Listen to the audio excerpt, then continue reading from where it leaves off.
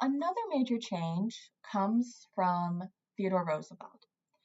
And I said another major change. It's actually a couple changes from Theodore Roosevelt because he is a major progressive era reformer. So Theodore Roosevelt was born in New York, and he kind of has a chip on his shoulder his entire life. His father had been drafted into the Civil War. His father had paid someone to go and fight for him, and the person he had paid to go fight for him had died. And his father feels like really guilty about this, and he's like, "Oh yeah, I shouldn't have done this. I cost a man his life." And so Theodore Roosevelt grows up hearing his father feeling really, really guilty. Theodore Roosevelt also, when he was a kid, he was kind of scrawny. He wasn't very active. He wasn't very healthy. And when he gets older, he's like, "I'm going to change this. I'm going to make it better," because he was picked on because he was scrawny, and he really, really hates that. So Theodore Roosevelt, when he's a young man, decides to go west. And when he takes the train out west, everyone sees him and they're like, "Oh, he's going home later this week. He ain't going to last out here." And Theodore Roosevelt surprises them all. He spends time on a ranch, and he bulks up. He spends a lot of time outdoors. He spends a lot of time doing physical labor. He cures his asthma because of all of this. And by the time he leaves, nobody recognizes him. They're like, "Oh, wow, wow, this is amazing." So Theodore Roosevelt becomes a big advocate of exercise. That's what I'm looking for. He becomes a big advocate of exercise and of being outside. So Theodore Roosevelt thinks that being outside can cure nearly everything. He thinks that everyone in society should go outside and have access to the outdoors. He sees people who are working in the factories who are getting very, very sick from the factories because there's no government regulation and there's nothing to really protect the workers. And he says, "You know what, the way to feel better about this is to go out and to just be at nature, be among, I want to say commune with nature, be out with nature. It's going to make you so much healthier. It's going to help everything that you can think of."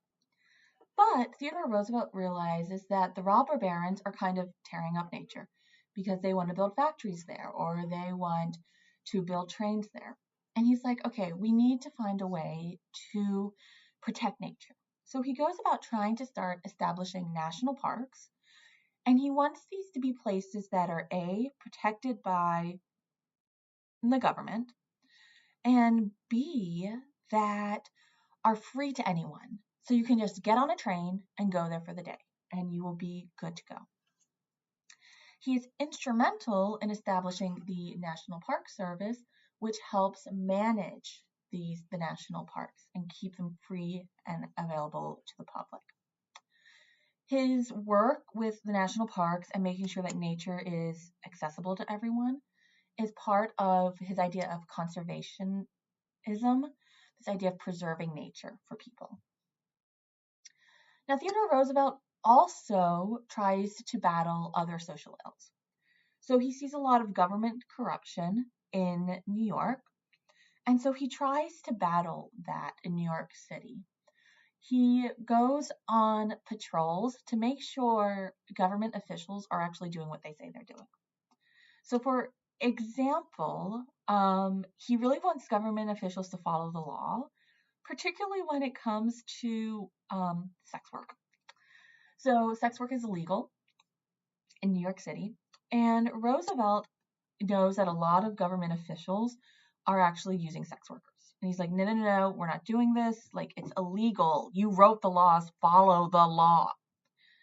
So he goes, it's kind of funny. He goes around at night and he kind of dresses up and he starts following these politicians. And if he sees them using a sex worker, he kind of like jumps out and says, "I gotcha, j'accuse."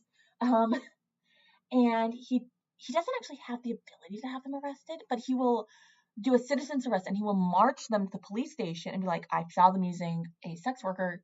You need to arrest them. And people start making fun of him because of this. But the everyday people love Roosevelt because they're kind of sick of the government corruption in New York City. So Roosevelt rises to the national level because he is seen as this anti-corruption official. And people love him to death. However, politicians don't like him because they're like, wait a minute, he's actually making us not be corrupt. So when William McKinley runs for re-election in the late 1890s, everyone says, okay, this Roosevelt guy, this Teddy Roosevelt guy is driving us insane. Let's end his career. We're going to make him the vice president. Because you remember back to a couple weeks ago, I said how the role of the vice president is a career ender. Everyone thought this would shut Roosevelt up. His career was ruined.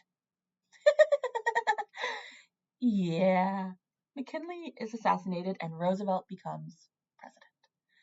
And he goes on an anti-corruption campaign and promotes national parks.